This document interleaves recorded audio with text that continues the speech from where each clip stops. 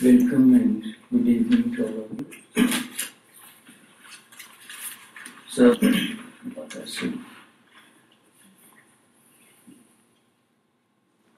Now, most of you, I'm sure, are familiar with this term yoga.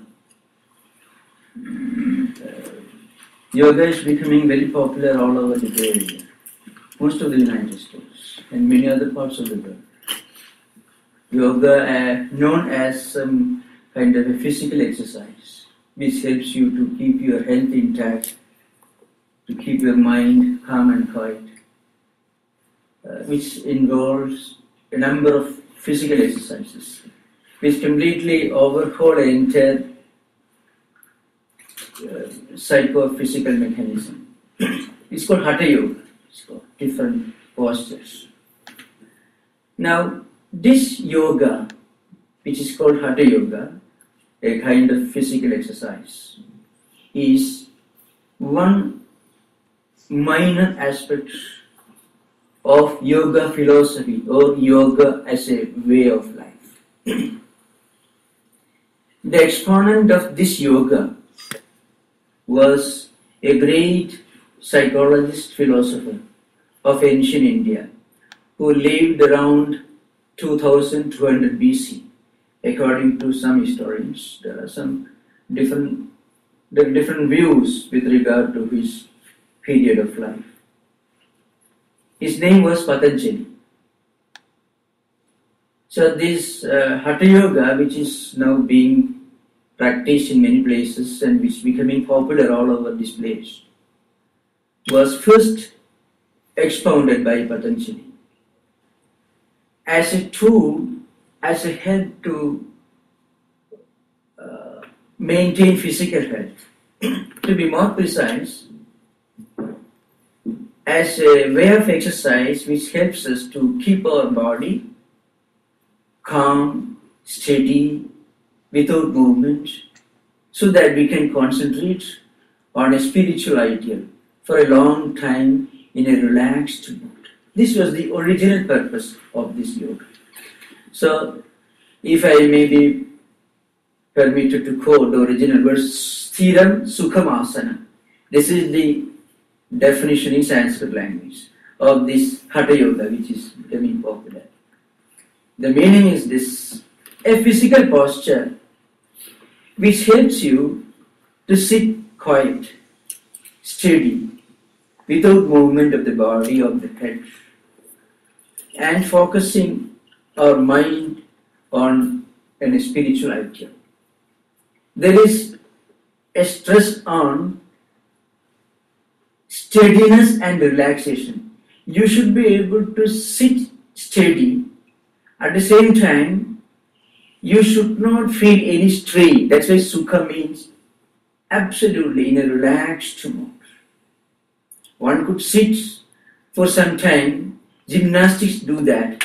But if you sit with that kind of exertion for a long time, you feel the fatigue. You feel exhausted. You feel tired. So you should not feel tired or exhausted. You should be always in a relaxed mood, and we should be able to sit for a long time.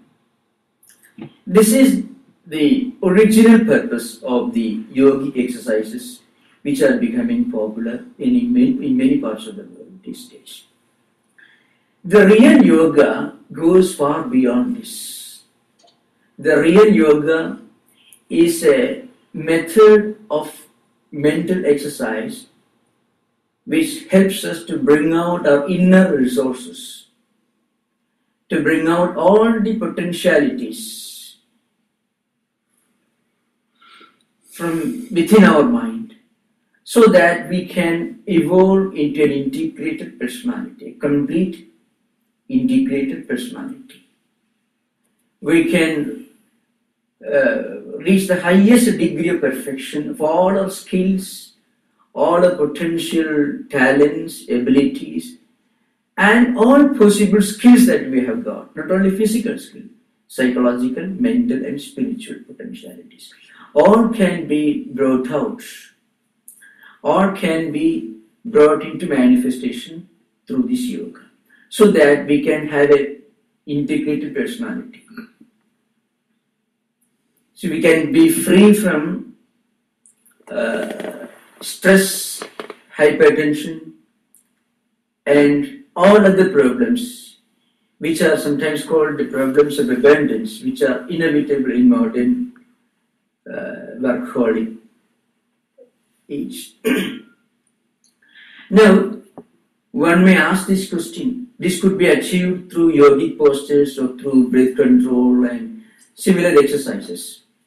It is true that if you practice breathing exercise after a long day of physical toil, you feel some peace of mind, no doubt. But then if there is a crisis, if there is a serious problem, again our mind will go back to its original state. These physical exercises do not help. So the great psychologist Patanjali has given us a solid philosophy of life, or a way of life based on yoga. So on the one hand, it helps us to bring out our inner resources. And on the other hand, it helps us to evolve into integrated personalities, to develop all our potentialities.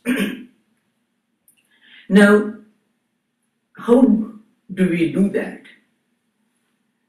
This great psychologist has given a series of internal and external disciplines which help us to evolve a very healthy philosophy of life, which help us to live in this world and at the same time to live a happy and spiritually contented life. These disciplines he calls yama and niyama. These are the Sanskrit terms, but I shall explain in English. Patanjali says the first step towards evolving an integrated personality is to follow a series of internal disciplines and external disciplines.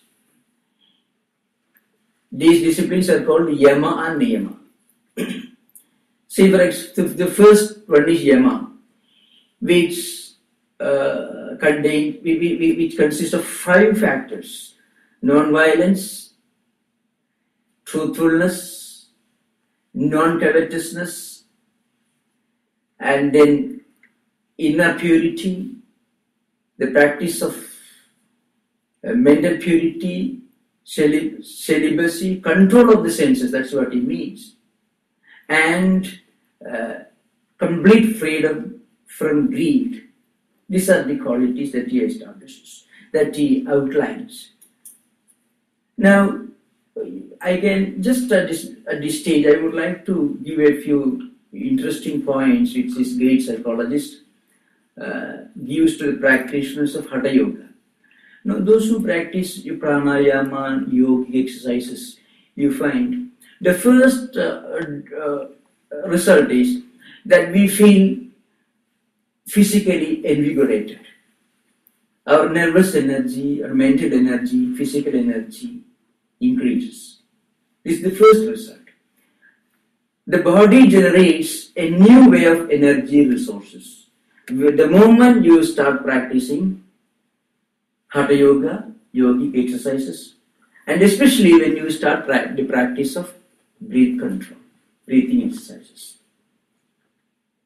Now, Patanjali says, anyone who follows any of these disciplines, breath control and Hatha Yoga, and who doesn't take care of the fundamental disciplines, may face a terrible problem. Because this energy, surplus energy, the surplus power that you generate, that your body generates, that your mind generates when you practice pranayama, is called breath control or breathing exercises, or yogic postures, this should be diverted towards creative channels. So before you obtain a fresh way of energy, a fresh way of physical and nervous energy, you must learn how to divert this energy and this power into creative channels. Now, these two kinds of disciplines help us to follow certain paths, certain methods which keep this energy from flowing through negative channels. I shall give you an example. See, the first discipline which Patanjali, with the yoga philosopher, gives is ahimsa. Ahimsa is technically called non-violence. Non-violence is not just absence of violent deed or violent act.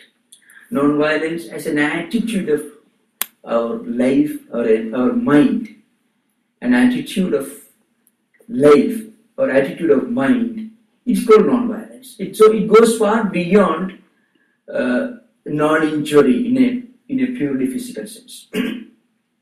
Anyone who practices breathing exercises or breath control, before he gets fully established in non-violence, may become violent, because somebody who is extremely excited there are many people who are prone to sudden excitement and who may not have perfect control over the senses.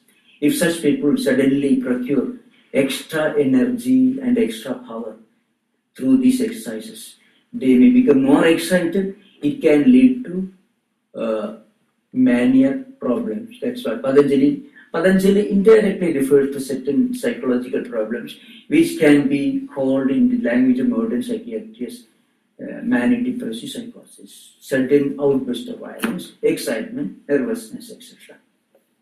That is why, in fact, long back, when the great Swami, who was known as Swami Shivananda, he was the founder of Divine Life Society, which has got branches in many parts of the world.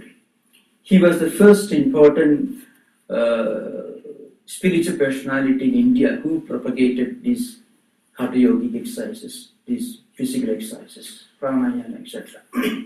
So when his book became very popular in many parts of the world, people started facing problems because they started practicing all these complicated physical postures and also breathing exercises without caring for developing this inner discipline like non-violence, truthfulness, absence of greed, and such qualities. So when this came to his notice, his first instruction was, you should stop all these practices. One should not practice complicated physical exercises and physical yogic postures and breath control without first developing certain important internal mental disciplines. Because these internal disciplines help us to divert the suppressed energy that is created through yoga and breathing exercises to flow through creative channels. At least it prevents us from prevents the energy from flowing through negative or harmful channels. So this is the first quality which the great philosopher Patanjali insists: non-violence. One should have a perfectly calm and quiet mind, and with no feeling of doing harm to anyone in this world. So it is not just non-injury or complete absence of any actions of a violent nature. It is beyond that, goes far beyond that. It is an attitude of mind that's implied by this word, ahimsa or non-violence. This idea was taken up by Buddha because Buddha was born almost 1400 years after Patanjali. So all these ideas were later taken up Buddha as part of the Buddhist creed in the early age. The second teaching that Patanjali explains is truthfulness. Truthfulness means keeping our mind, keeping our thought, our deed and word in a straight line. Complete mental integrity. That's what is by truthfulness. Because any kind of deviation from truthfulness can again create a stumbling block in the practice of yoga. Because according to yoga philosophy, every human being is perfect by nature. Because of certain deeds, certain actions that we have done in this life or previous life, our true nature is clouded, concealed by some negative tendencies and impressions that have accumulated in our mind. So, yogic practice helps us to weed out, to remove these negative tendencies and impressions, and to bring out our true nature. So, in other words, yoga is the pathway, it's a royal pathway towards freedom, towards internal freedom, spiritual freedom. In a way, it helps us to go back to our true original nature, which in Vedanta philosophy is called Atman or Supreme Consciousness. But for that, we have to practice meditation, we have to practice concentration. But to be able to practice concentration and meditation, we must first of all try to develop certain important disciplines. Then the third discipline that Patanjali speaks about is non-covetousness. I mean, we should not have any desire for anything that doesn't belong to us, that belongs to other people. So a complete detachment, a complete non-attachment towards anything which doesn't rightfully belongs to us. This is another important discipline which Patanjali insists. Because if you practice any kind of concentration or meditation, it sharpens our mind. Any kind of yogic practice will sharpen our faculties, mental faculties. You'll be able to concentrate and you'll be able to do things much better, much more efficiently, because mind becomes sharp. Normally, our mind is diverted towards external objects. External objects called, Vishayas called. Every minute, every second, all the five senses together drag our mind towards external objects. According to one great well-known work in Sanskrit language, that is a famous book, Viveka-Chudamani is called. So it draws a graphic picture of how mind is being dragged towards external objects. So this Sanskrit verse takes the example of 5 types of animals, 5 creatures. Each faces its death and destruction because its mind is being dragged towards external objects because it doesn't have the power of concentration. The verse is this: Shabdadavi Panjavi Reva Pancha Panjatama Pusagunena Badhava Virangamadanka Padangamina Brunga Nara Panjavi Ranjivati.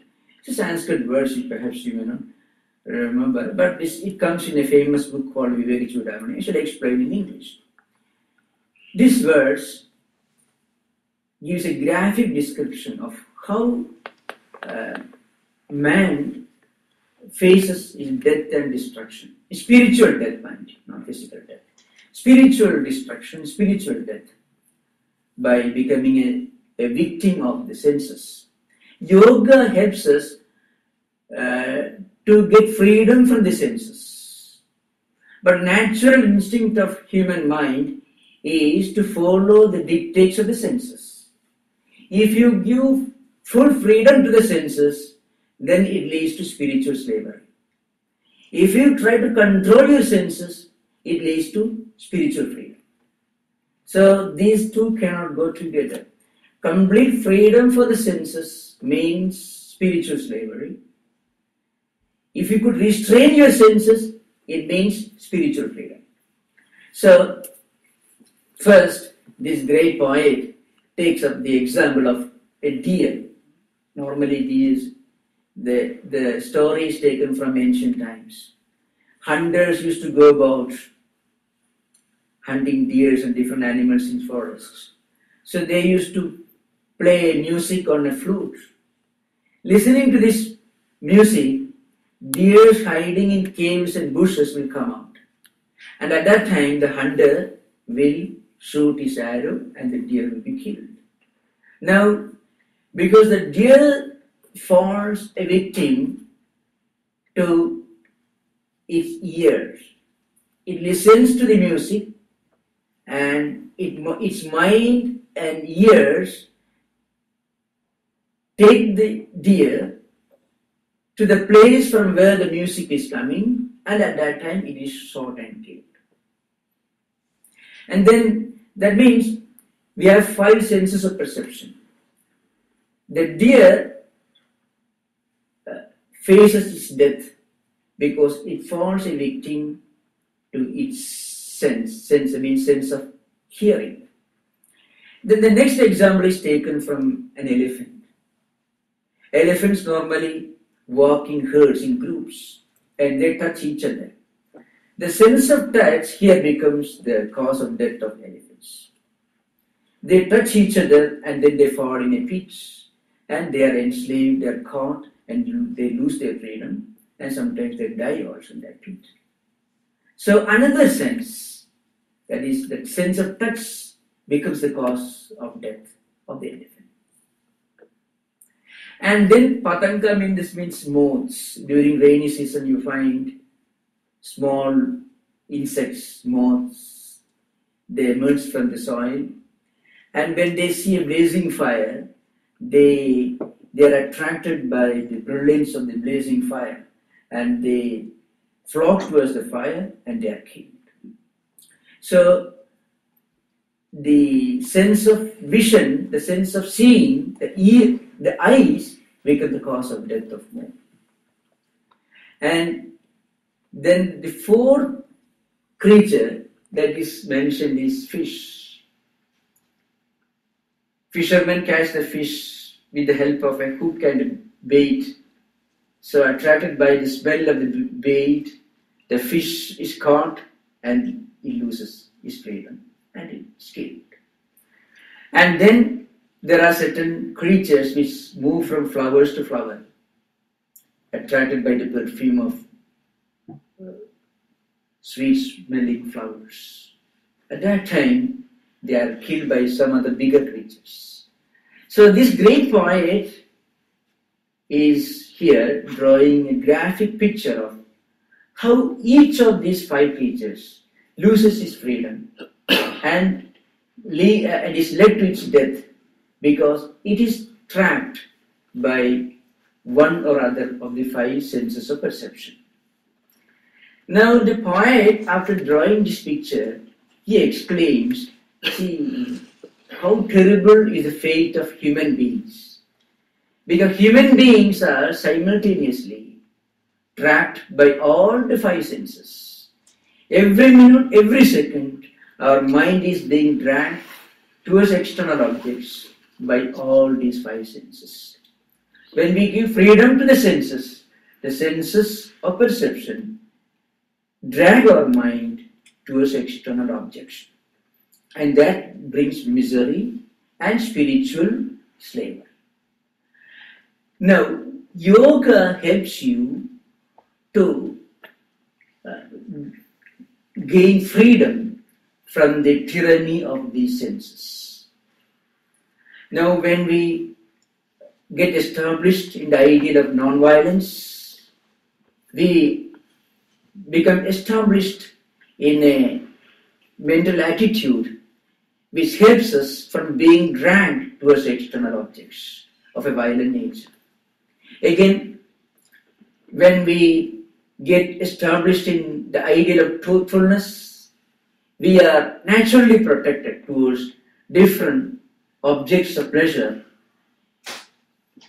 because it is our desire for objects of pleasure that brings spiritual slavery and all the misery, all the problems associated with that. So also, covetousness also is another important cause of spiritual slavery.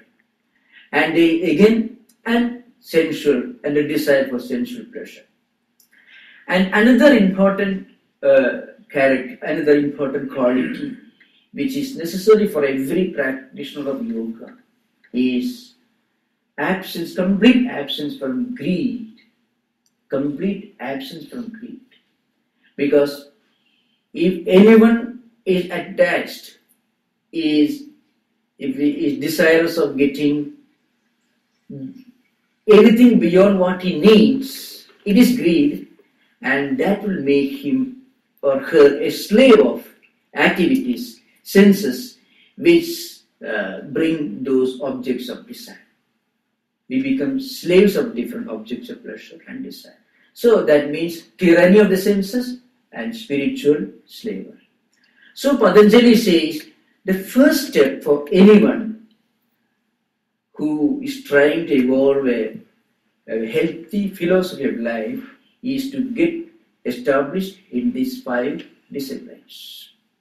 This is the first step. I shall deal with the other 5 important disciplines. But before that, there are a few points to be remembered. In Vedantic tradition, one can start practicing these disciplines anytime, at any stage of his or her life. People sometimes wonder, well, I can't practice this kind of disciplines. It is impossible for us to continue the practice of these disciplines in this world of science and technology, with the demands on our life, on our time. Very often our problem is that we won't get enough time to concentrate on these ideas, on efforts to develop these qualities in this practical world, in which we have to work so hard and for so many hours every day. Now, Vedanta gives a great promise in this context. One can make an attempt to practice this at any stage, even if we cannot fully get established in this. If the least effort to develop these qualities will not be lost. That's why in the Gita, Arjuna puts a question to Krishna. He asks a question to Krishna. Gita is, of course, many of you know, it's an important philosophical and spiritual text which is universal in nature, which is the form of a dialogue between 2 great men of action, which deals with certain problems, practical problems of everyday life, and it has got a universal relevance and significance. Arjuna puts a question to Krishna. Now, what happens to a person who tries to practice some of these disciplines, yogic disciplines, and if he fails, or if he dies away, if he dies before he succeeds in getting established in these disciplines?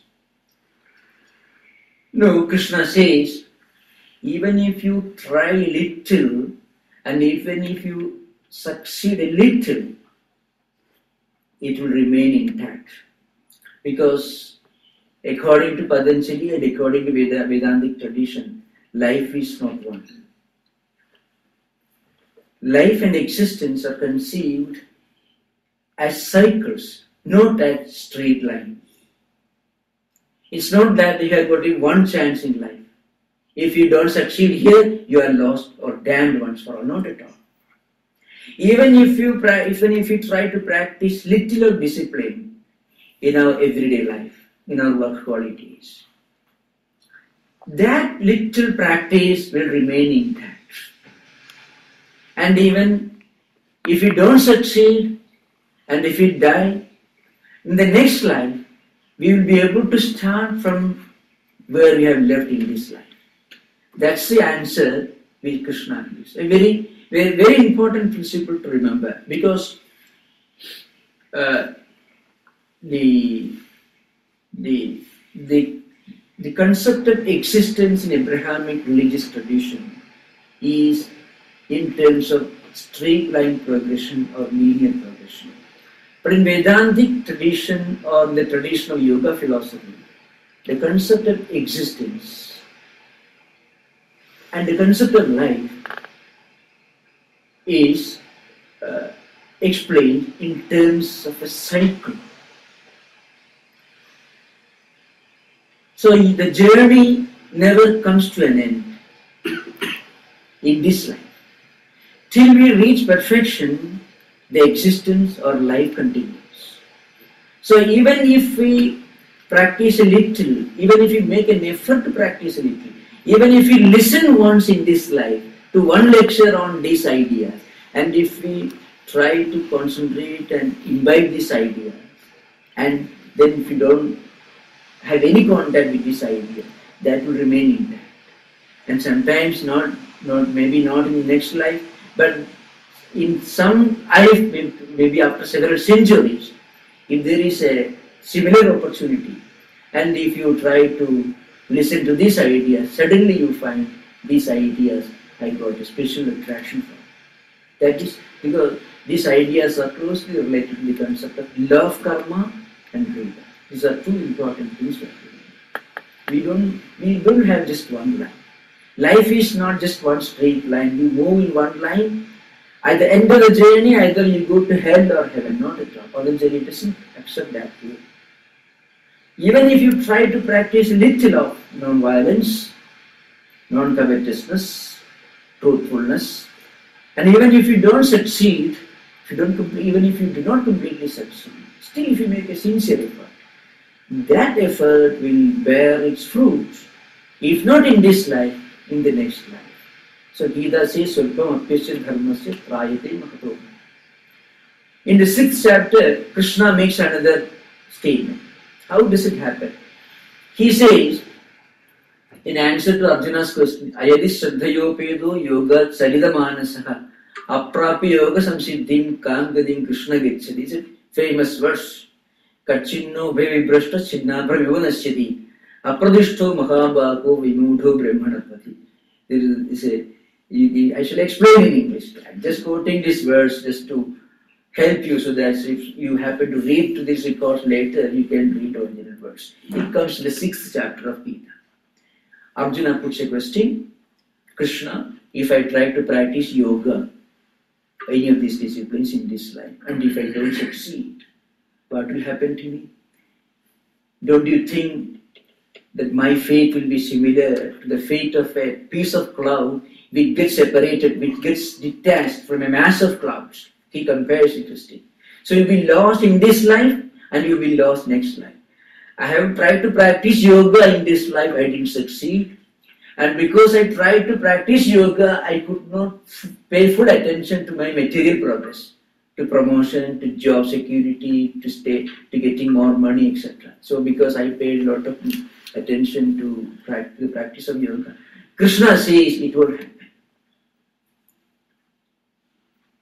Krishna says, sometime in future, you will get an opportunity to renew your contact with these great ideas.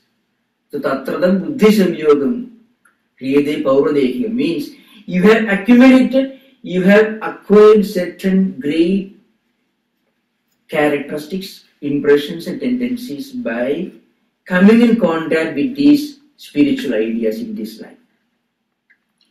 In the next life or next after next life, these accumulated tendencies and impressions will come to the surface. And when you get an opportunity to renew your contact with these spiritual ideas, it will bear fruits. So nothing will be lost, and you are never late, never too late. That's the message of yoga. So one can start his or her practice anytime. So the first 5 disciplines are this. They are general disciplines which are meant for all people. One is, one should try to practice non-violence, or a tendency not to do deliberately, not to do any harm to anyone. That's enough. And then freedom from sensuality as far as possible. That's all we can say in modern society. Freedom from covetousness, greed, and so on. And truthfulness. Then Patanjali speaks of 5 disciplines, which are specific disciplines. The first discipline that he says is a must for any practitioner of yoga is purity. Physical purity and mental purity. So, mind should be kept pure as far as possible. As I said earlier, every minute, every second, all the 5 senses are trying to drag the mind towards their respective objects. Ears and mind together come in contact with the sound, and as a result of it, we come to know of the existence of something which produces sound. So, the object which produces sound fills the mind, so it gets registered there. Even if you are listening to the lecture, if there is sound coming from outside, if our mind and ears, senses of hearing, go there, we come to know of the object which produces sound. So also when mind and eyes come together, we see an object and mind is dragged towards it. Similarly, when mind and the sense of touch come together, our mind is being dragged to that object which we touch. So also, the mind and the sense of smelling, sense of smell come together, mind is dragged towards the object from which the smell is coming. And also taste. If you swallow something unconsciously without mental awareness, you won't feel the taste. But when mind and the sense of taste come together, mind is being dragged towards the objects which has got a specific taste. Now, we may argue that we cannot artificially, physically withdraw these 5 senses from their respective objects. If we try to close our eyes, trying not to see an object, we will be seeing only that object at a mental level. Because seeing with eyes open and seeing with eyes closed are the same. Very often we can see things with eyes closed. It's called either recollection, reflection, or memory, or dream in all these cases. But that has got the same effect. So we cannot physically try to withdraw the senses of perception from their respective objects. What we can do, we can divert these 5 senses towards spiritually useful, spiritually healthy, helpful objects. Instead of seeing things which are spiritually harmful, we must take care to see only those objects which are not spiritually harmful. And similarly, we should only hear those things which will not create tension or confusion in mind, which are not spiritually harmful. So also all the 5 senses should be diverted. Their operations, their movements, their functions should be diverted towards certain channels which are not spiritually harmful, which are spiritually helpful. So in this way, we can concentrate more and more on the spiritual idea. That's the idea. For that, one can select an object for focusing or concentration. One can repeat a holy mantra, or you can, those who believe in God, it's very easy. They can meditate on that ideal of God. Those who do not believe in God, they can concentrate on a high sublime ideal. So any of this can become a focus of attention. So instead of trying to physically withdraw the senses from their respective objects, what we must do is that we must try to divert the functions of the senses towards certain channels which are not harmful to spiritual life. Instead of reading books which contain ideas which are unhealthy and which are harmful to spiritual life, we must read those books which feed our mind with positive ideas, positive tendencies, and with ideas which are helpful in spiritual life. For that, we need purity. So this purity is the first of the specific disciplines. So I mentioned the 5 general disciplines earlier, non-violence, etc. The first specific discipline is purity, mental purity and also physical purity. The second discipline is a goal and also a means. It is technically called, it is contentment. In Sanskrit, it is called santosha. It is not satisfaction, because satisfaction is superficial. The satisfaction that you derive when you get something which is empirical, which is not everlasting, will be succeeded by dissatisfaction. Anything which is of a fleeting nature may give us some satisfaction, but that satisfaction will not remain for long. Immediately it will give way to dissatisfaction. When the object which gives us satisfaction is lost, it leads to dissatisfaction. So contentment is mentioned. Contentment means that mental attitude which normally comes to us when we get something, when we go, I have got something, there is nothing beyond this that I can look for, that I can aspire for. The highest contentment comes only when we get spiritual enlightenment, which is the goal of yoga. It is called samadhi in the yoga tradition. I will deal with the subject later. Absolute contentment comes only when we reach this high level of inner contentment, which is possible only when we reach the level of samadhi. We will deal with that subject in the following classes. But what is required in the beginning is, when we try to practice a little of these internal disciplines that I mentioned earlier, our mind assumes an attitude of inner contentment. A feeling comes to us that there is nothing beyond this that I should seek. There is nothing beyond this that I should aim at, that I should try to get. That inner contentment comes. And this contentment comes even if you step into the path of yoga. If a sincere spiritual seeker tries to practice a little of the first discipline, immediately contentment comes. So I can give the example of Mahatma Gandhi.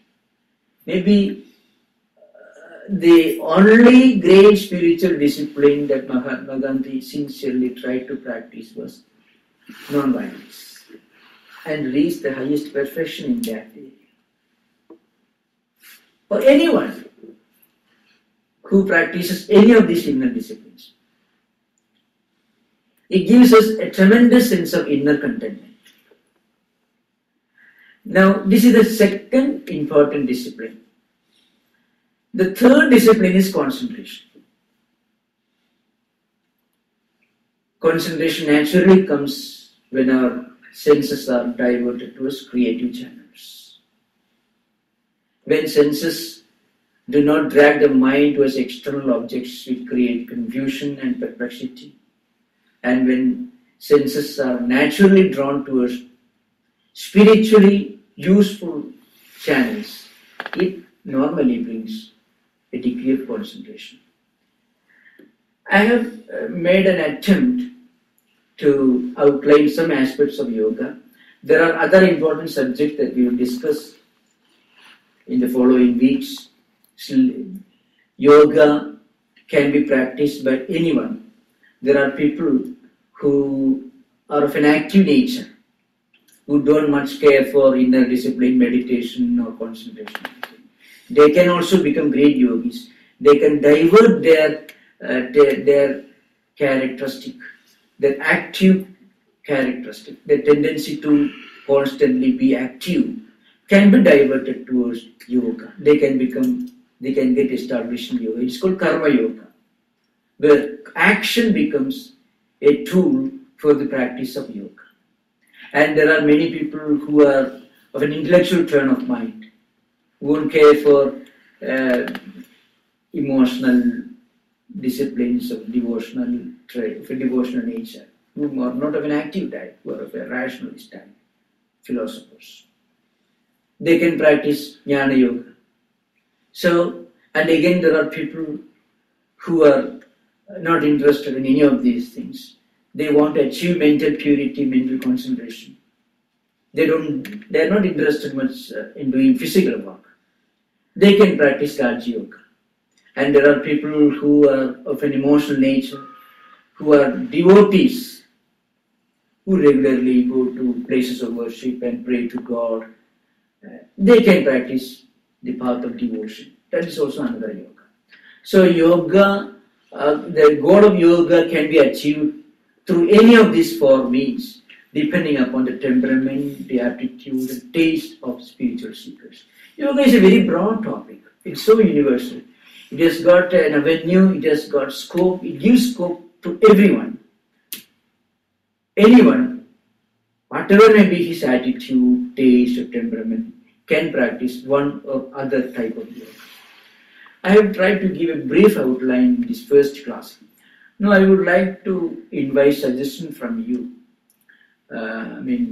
We can have a detailed discussion for more than half an hour.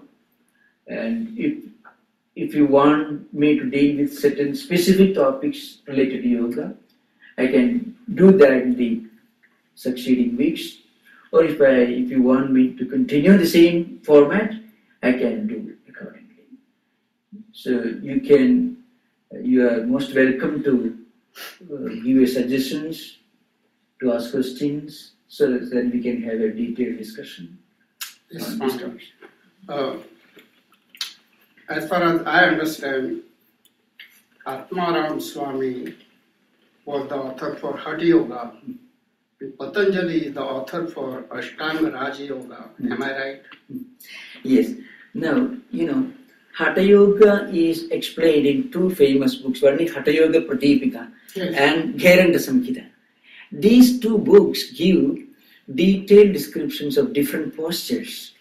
But these books are based on the concept of physical postures, which Patanjali mentions only in one sutra. Right. And that sutra Patanjali says is Sthira Sukham Asana. Asana is the word. Now, in Gheranda Samhita and Hatha Yoga Pratipika, they describe hundreds of postures. And according to mythological belief, there are thousands of postures. I won't go into those details. But 84 important postures are explained graphically by the authors of Gheranda Samhita and Hatha Yoga Pratipika. But all these ideas are built on the original genesis of the very concept of Hatha Yoga, which is this sutra. They themselves acknowledge that. They expanded this. Patanjali only wanted that we should be able to sit for a very long time. Sitting, in the sitting posture, you should be able to forget you have a body. That was the goal of Patanjali.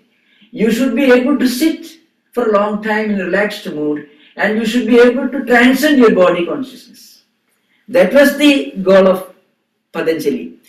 So if one practices all these yogic postures, one will be able to sit for any length of time and still not be aware of the existence of the body. And again, another point which the authors of Vedanta Samhita and Hatha Yoga Pradika mention is, it helps you to be free from all diseases. Because any kind of physical diseases will drag your mind to body consciousness. See, when you sit, if you have a stomach pain, then the body will tell you, see, you have a body. That's why you feel the stomach pain. So body should be completely free from all diseases. So that you will forget the body. Body becomes your slave. With this purpose, Hatha Yoga was later developed into a vast science. And in later years, there are many Swamis wrote this book. The nucleus, the fundamental books are this Vedanta Samhita and Hatha Yoga Pradipika. So, and based on these books, a number of books were written in later years by great writers. Then what do you mean by Raja Yoga then? Raja Yoga is the whole of Patanjali. See, Hatha Yoga is one aspect of Raja Yoga. Raja Yoga means, it is called Yoga Sutras of Patanjali, complete cessation, control of the internal tendencies, mental tendencies. Yoga Sutras of Patanjali means complete cessation of all inner tendencies. You should be able to become completely free from all impressions. That is the goal of Raja Yoga. The same as Raja Yoga, Ashtanga Yoga, of which Hatha Yoga forms one aspect. But the idea contained in this one sutra was later developed into huge science, which is now known as Hatha Yoga, by these two great sages. The authors of Vedanta Samhita and Hatha Yoga Pradipika, which were later expanded into much bigger branches of learning. Many have written, many have expanded. Later, many more asanas were developed, and so there are. Any traditional yoga teacher will tell you there have been thousands of yogic postures. At least a few hundreds are well known these days. Yes. Any other? Raj, you mentioned about the 5 disciplines that one should follow. Out of them, one was the control of senses. So, what kind of practices one should follow to, maintain control of senses? Yes, of course, I didn't complete the 2 broad branches of disciplines. I didn't complete the subject of niyama because we didn't have enough time. In niyama, there are a few important points mentioned. One is swadhyaya, means reading of good books. So, one important channel is mind is always being dragged by the 5 senses towards objects of desire. Now, so mind is like a bag. It has so many tendencies, different impressions. Some of them are good, some of them are not good. Now, it's a mixed bag. So, one method is to go on feeding the mind with healthy ideas. Which are helpful in spiritual life. And swadhyaya, or reading of sacred books, holy books, belonging to any religion or belonging to no religion, are equally helpful. Because that brings good ideas, healthy ideas, spiritual ideas to the mind. So, as you go on in the quantity of spiritually useful, spiritually helpful ideas in the mind slowly becomes detached from the harmful objects of desire, and mind slowly becomes tuned to a spiritual idea. We have not finished that subject, That we'll deal with the next class. Which is in preparation for the next class. Okay. One book I would recommend is Swami Vivekananda's complete works, because Swamiji has interpreted in a very informal, First volume. Raj Yoga lectures. I mean, there is a long introduction, then there is a commentary on all the sutras. First volume, Swami's complete works. That is a very, very informal and very scientific. And Swamiji has interpreted the whole range of yoga philosophy and yoga way of life with Western readers in mind. It will be very helpful. You can get it on the internet. Yeah, thank you. Internet, you can get it from San Francisco Monastery. We have a bookstop there. This is right. Chitta Vritti Nirodha. So, usually when we meditate, we think of somebody we adore, like Ramakrishna, Krishna, whoever, the God, Jesus. But so basically we are trying to focus our mind onto a particular thing. But Nirodha means it's like not to think of anything. So how does these two concepts, Yes, Patanjali explains this point. Normally when we look at something, a visual object, our mind takes the form of that object. That's why we are able to recognize it. So also when we, at that split second, when we hear an object which is making a sound, and when our mind is drawn towards the object, our mind takes the form of that object. It produces the mind. So whatever the mind is drawn towards, it assumes that form. Now, every split second, every minute, our mind is being dragged towards diverse objects by all the five senses of perception. The mind is highly distracted towards manifold objects which our five senses bring to the mind.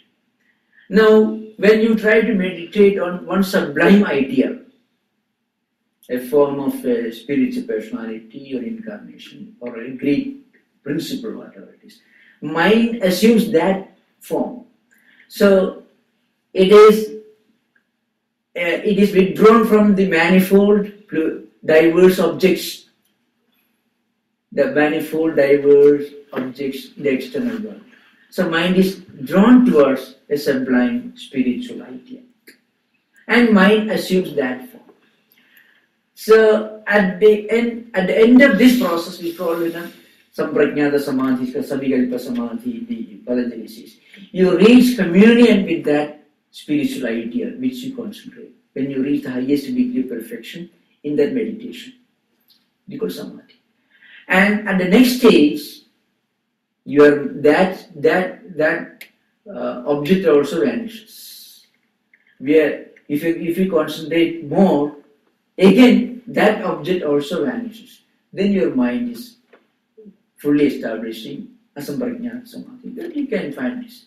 But even if you reach that very high level of concentration by completely focusing and concentrating one spiritual personality or one spiritual ideal, you are successful because you have succeeded in withdrawing the five senses and mind from the diversity of objects, the external world.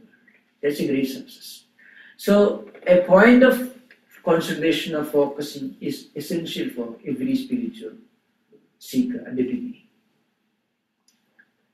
One should not think of going beyond that. One should try to get established in that idea. Because once you get fully established, according to Vedanta tradition, at the next stage, you reach the level of identity, the experience level of identity between the meditator and the object of meditation. That's the highest level. Oh, so you cannot jump to the next level. You have to go through the... Yes, according to yoga tradition, you have to do that. Yoga is accepted in Vedanta also. It's an important tool for reaching that level of purity. So Maharaj, when you mentioned about the cessation of tendencies, so when that happens, does that create a void, or what takes place at that point? Yeah, it is not voidness. Rather, what is our mind? Mind is defined in Vedanta as a function of tendencies and impressions. I shall give example. See, when you see an object from a distance, say a pillar, you are not sure where that object is if there is not enough light. Your mind will speculate, is that a pillar or the form of a human being or a tree, like that. Your mind speculates. At that stage, the mental impressions are functioning at the level of mind. So that's why in Sanskrit it's called Sankalpa Vikalpatmika Antakarna Vrittihi Mana. Mind is defined as the function of tendencies operating at the level of speculation. Whether that object is a pillar, a post, a human being or a tree, etc. When you reach that object, then you identify, oh, this is a pillar. Then your intellect operates. Okay. Now, in fact, when these tendencies and impressions cease to exist, there is no mind. Because mind is a mind only so long as it is turned outward. The very essential nature of mind is that it is always turned outward. The moment tendencies and impressions cease to exist, mind becomes non-mind. Then it is the same as Atman, Supreme Consciousness. This is very, very important principle. So mind should not be considered to be an entity. It is the function of human impressions at one level. Intellect, we call buddhi, also another function of impressions. Ego feeling. Well, this is the post which I saw. I saw this last week.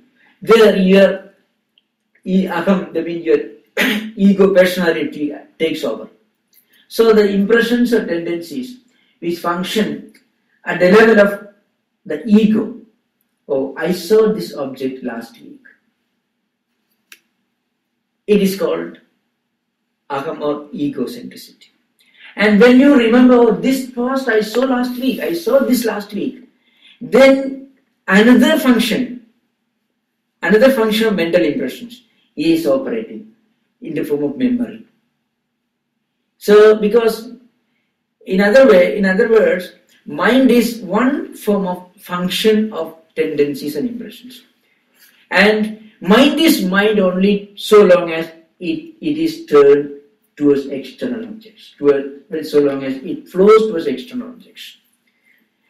And the moment impressions cease to exist, mind no longer flows towards external objects, then mind is not mind, it is Atman. Because is that the highest stage? Or this is the highest stage. So in that case, to reach to that point, when they talk about the purifying the mind, Yes. instead of ceasing the mind, cease to exist. That's the highest philosophical ideas cannot be expressed in language. There is always a big problem for language to express the highest metaphysical ideas. This problem does exist. So there is no other way but use attaining mental purity, etc.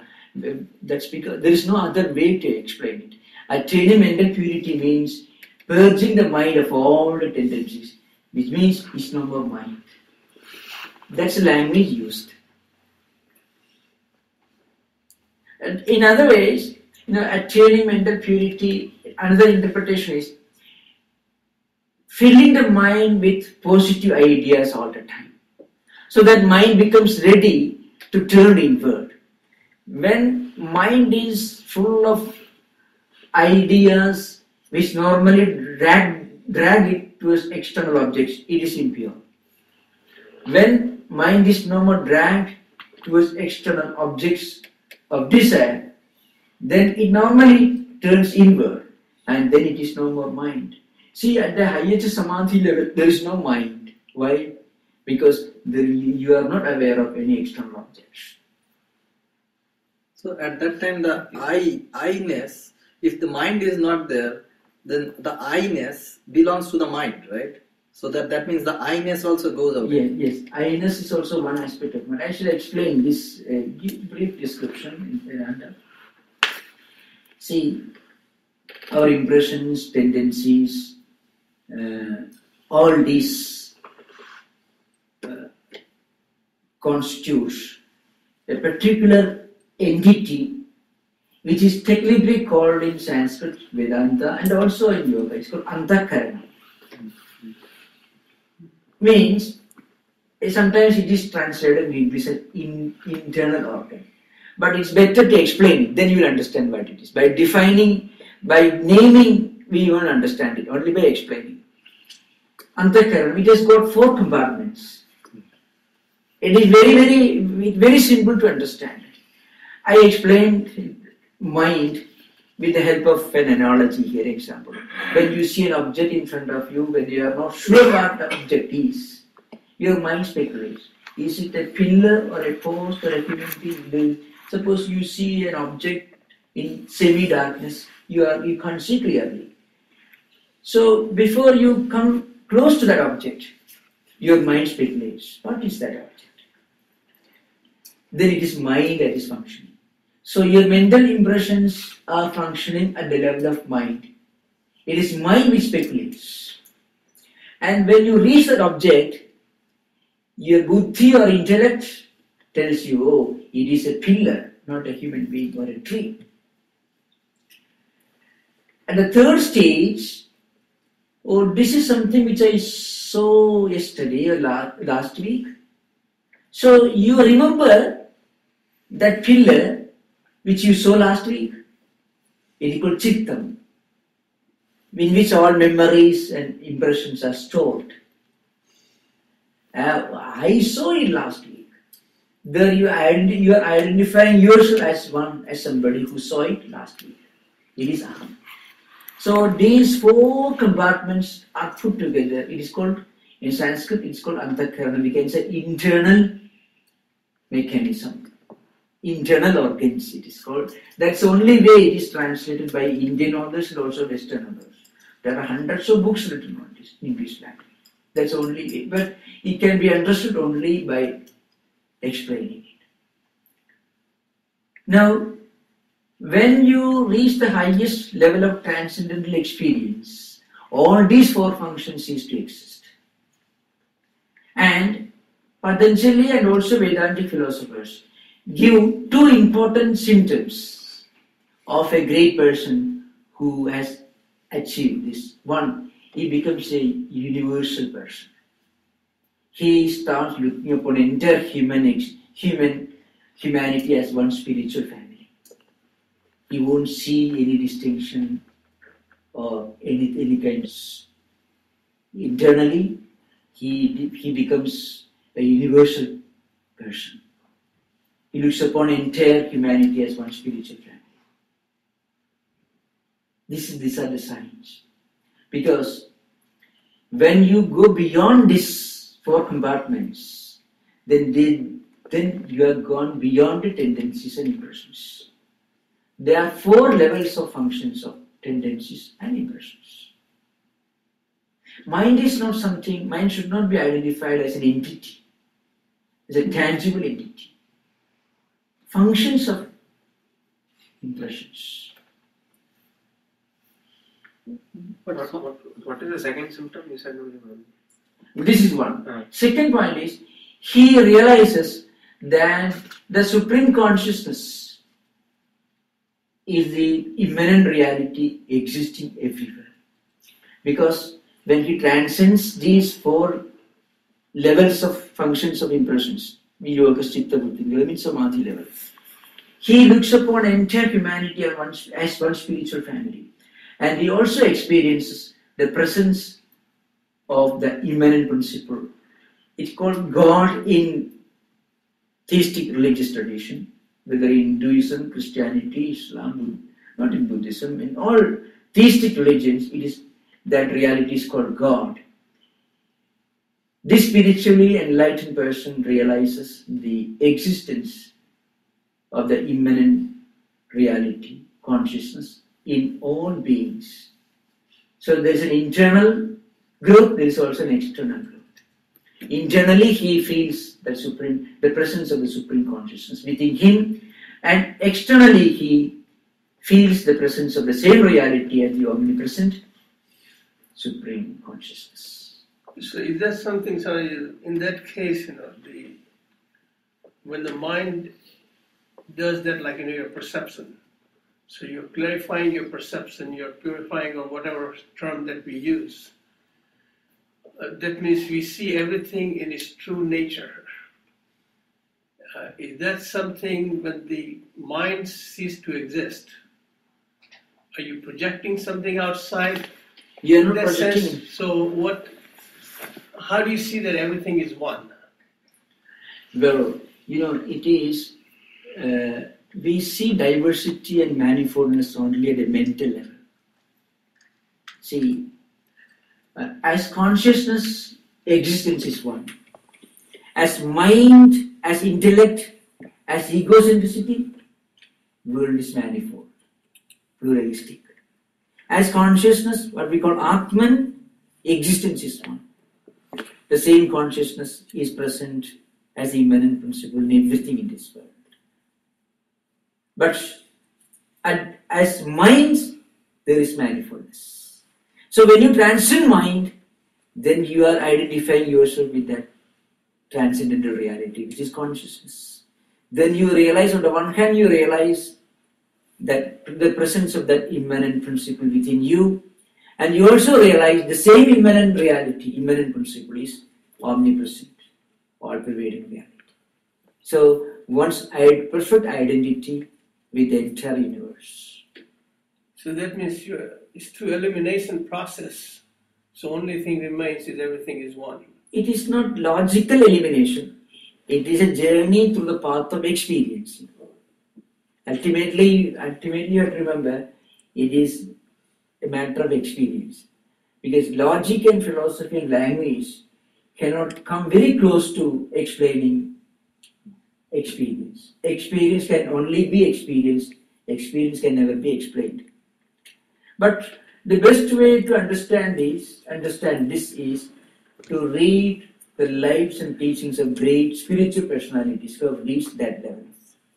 Then you can find a universal humanistic feeling, understanding, broad-mindedness. See, in fact, that's why Patanjali says, so non-violence is a discipline that you have to practice at the beginning. Non-violence at the highest level becomes a natural characteristic of a spiritual personality who has reached the supreme goal. It is a characteristic that we have to develop at the beginning. But in its highest, most sublime form, it becomes natural for all great spiritual personalities. So all great spiritual personalities are universal. They're broad-minded. They look upon entire existence as identity. So otherwise I will continue the subject because now we don't have much time. I thought this is, if you have any suggestions as to the format or the method of the exposition, you can give suggestions. Any other?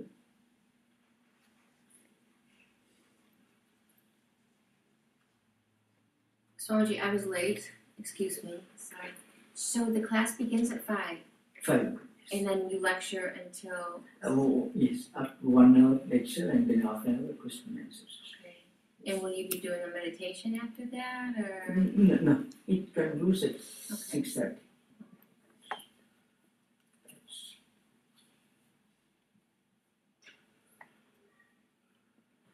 And I would like to say a few things about this, the philosophical heritage of the yoga, because that's very important. As I said, because I began with Hatha Yoga, because whenever you talk about yoga, that's very popular here, so that's why I began with that. Now, this Raj Yoga is part of yoga philosophy. Its great exponent was Patanjali. There are many views and opinions among historians as to the period of his lifetime, but many of them agree that he lived around 2200 BC. That's one estimate. There are different views. Now, in India's philosophical tradition, there are 12 schools of thought. I won't give the list here because I don't want to confuse you, and but still sometimes it may be useful to you. 6 schools are called theistic schools. 6 schools are called atheistic or heterodox schools. 6 schools are called orthodox schools of philosophy. And the other 6 are called heterodox. Sometimes it's called theistic and atheistic. Theistic school doesn't imply that the particular school of philosophy accepts God. God is not a point of consideration in deciding whether a school of philosophy is theistic or atheistic, heterodox or orthodox. If a school of philosophy accepts Vedas as supreme authority, then that school is called orthodox, or it's called orthodox, but no, it should not be taken in its negative connotation. It means a school of philosophy which accepts Vedas as the supreme authority. So there are 6 schools. These are called, the school of ritualists called Mimamsaka and Vedanta. 2, Nyaya, the logical school, Vaisheshika, the other logical school, and Patanjali's yoga, and Sankhya's philosophy. These are the 6 schools which belong to the orthodox tradition or theistic tradition. And Patanjali's school of philosophy belongs to the theistic tradition. The 4 schools of Buddhism, Jaina, and Indian materialism belong to the heterodox branch. I won't go into details about that. So Patanjali's system is called yoga philosophy, is one of the theistic schools of Indian philosophical tradition. And what he is trying to do is to give a very rational and descriptive analysis of the workings of human mind. What are the stumbling blocks for any spiritual seeker who tries to meditate, who tries to go beyond the empirical, the physical, the present, and who tries to get a peep into the transcendental? And the first principle, as Patanjali says, that one should be able to withdraw one's senses from external objects. This is the first discipline. And to achieve this, Patanjali doesn't advise you to physically withdraw your senses from external objects. What he is saying is that you should divert these senses towards creative channels so that they don't create problems for the mind when you are trying to meditate. The word yoga itself, it means joining, coming together, putting together. Because Patanjali's greatest contribution was his analysis of the superconscious. That was the greatest contribution that he's made. If you read Patanjali's philosophy, you will understand he divides the entire human personality into 3 levels of consciousness. The conscious level in which we are normally operating, the unconscious level which is trying to influence our actions, and the superconscious level which modern psychology has not tried to analyze, which is the transcendental level. So it is something like this. Suppose there is a lake and you want to irrigate the field, but there is there's a huge piece of timber which blocks the flow of water from the lake or the canal to the field. By removing this stumbling block, which stands in the way of flow of water, we can get the field properly irrigated. Now, yoga helps you to remove this stumbling block. Wanting to do certain noble things. But you always find there is another counter mind which is trying to block it. You may call it procrastination, laziness, or sometimes called. And Patanjali doesn't believe in a personalized evil. Patanjali says there are obstacles in spiritual life. You have to remove this obstacle. So, by practicing yoga, by trying to connect our conscious mind to the superconscious, we can remove this stumbling block and we can help the water